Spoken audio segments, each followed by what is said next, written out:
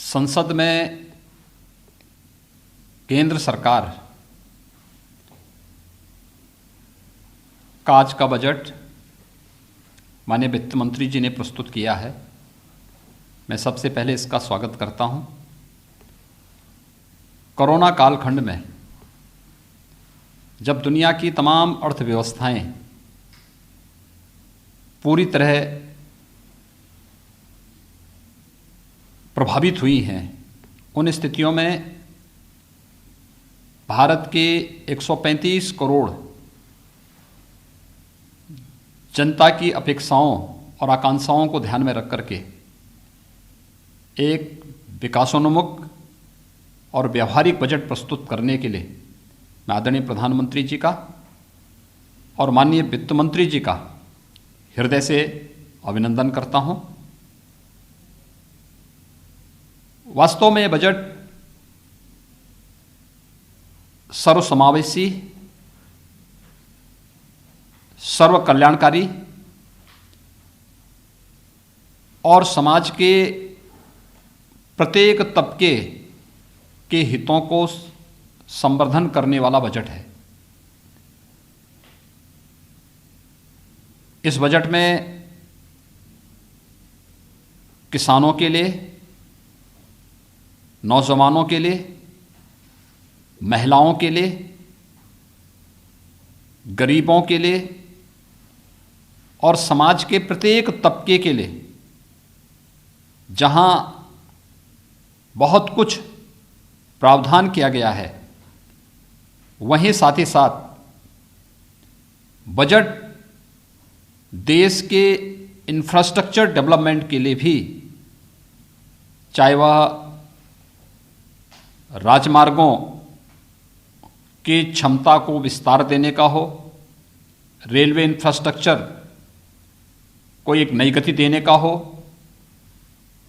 ऊर्जा क्षेत्र में व्यापक परिवर्तन लाने की दिशा में किए जा रहे नए प्रयासों की ओर पूरे देश का ध्यान आकर्षित करता हो, इंफ्रास्ट्रक्चर पर भी ध्यान देने का जो प्रयास हुआ है और स्वास्थ्य के क्षेत्र में तो आमूलचूल परिवर्तन करने के लिए राष्ट्रीय रोग नियंत्रण की दिशा से जिस प्रकार की कार्य योजना बनाई गई है, यह सभी अभिनंदनीय है। जल जीवन मिशन अब तक ग्रामीण क्षेत्र के लिए था, शहरी क्षेत्र को भी इसके साथ शामिल करना और जल जीवन मिशन को शहरी क्षेत्र के साथ जोड़ने के साथ ही शहरी क्षेत्र में और भी तमाम प्रावधान जो किए जा रहे हैं, ये सभी स्वागत योग्य हैं। खासतौर पर जो शहरी स्वच्छ भारत मिशन है, इसका पार्ट 2 जारी होना। हम सब जानते हैं कि एग्रीकल्चर के बाद देश के अंदर सर्वाधिक रोजगार प्रदान करने वाला क्षेत्र टेक्सटाइल का है। देश के अंदर 7 मेगा टेक्सटाइल पार्क की घोषणा, ये स्वागत योग्य है। ऊर्जा क्षेत्र में हाइड्रोजन एनर्जी मिशन की घोषणा, ये ऊर्जा क्षेत्र में आमूलचूल परिवर्तन का कारण बनेगा। और यही नहीं, बल्कि अगर हम किसानों की बात करते हैं तो ये सर्वविदित है कि लागत का 1.5 गुना दाम प्रधानमंत्री मोदी जी ने देश के किसानों को दिया। 1000 अतिरिक्त मंडियों को ई नाम के साथ जोड़ने की जो कार्रवाई हुई है, कार्रवाई की घोषणा हुई है, ये वास्तव में किसानों को लागत का 1.5 गुना दाम देने की गारंटी का एक माध्यम बनेगा और एक बहुत महत्वपूर्ण और बहुत ही व्यावहारिक बजट आज प्रस्तुत किया गया है। एमएसएमई सेक्टर, जो निवेश का ग्रोथ इंजन माना जाता है, इसके लिए विशेष प्रोत्साहन देना और आज हमने पहली बार देखा है कि पेपरलेस बजट ही नहीं आया, बल्कि अब इस बजट में पेपरलेस बजट ने भारत के इतिहास का पहले पेपरलेस बजट ने डिजिटल जनगणना की भी घोषणा की है।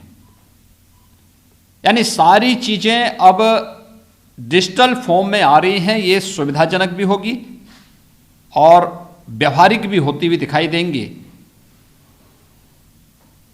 इसमें किसी भी प्रकार की कोई धांधली की कोई गुंजाइश भी नहीं होगी और सही तथ्य और सही आंकड़े देश के सामने आते हुए दिखाई देंगे। मैं एक कोरोना कालखंड में एक विकासोन्मुख और व्यवहारिक बजट के लिए, जिसमें समाज के प्रत्येक तबके का ध्यान रखा गया है, आदरणीय प्रधानमंत्री जी का हृदय से आभार व्यक्त करता हूं। माननीय वित्त मंत्री जी को इस बजट के लिए हृदय से बधाई देता हूं और विश्वास व्यक्त करता हूं कि यह बजट नए भारत की नई अर्थनीति के अनुरूप आम जन की आशा और आकांक्षाओं का प्रतिनिधित्व करता हुआ दिखाई देगा। भारत को दुनिया की एक आर्थिक ताकत के रूप में प्रस्तुत करने का एक माध्यम बनेगा। 100 सैनिक स्कूलों को राज्य सरकारों के साथ या पीपी मॉडल के साथ बनाने की घोषणा अत्यंत स्वागत योग्य है। इसके साथ ही शिक्षा के क्षेत्र में भी व्यापक परिवर्तन करने, अनुसूचित जाति के बच्चों के लिए स्कॉलरशिप की जो घोषणा हुई है, यह अत्यंत लाभकारी सिद्ध होगी। वरिष्ठ नागरिकों की जो अपेक्षाएं थी, कोरोना कालखंड में भी सरकार ने उनका ध्यान रखा और अब 75 वर्ष से अधिक आयु के जो भी वरिष्ठ नागरिक हैं, उनके पेंशन की आय में टैक्स से छूट देने की घोषणा भी स्वागत योग्य है। अनुसूचित जनजाति के बच्चों के लिए एकलव्य आवासीय विद्यालयों की अतिरिक्त घोषणा अत्यंत सराहनीय पहल है।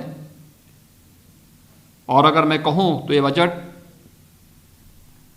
सर्वसमावेशी, सर्व कल्याणकारी और आत्मनिर्भर भारत की मंशा से देश के गांव का, गरीब का, किसान का, नौजवान का, महिलाओं का और समाज के प्रत्येक तबके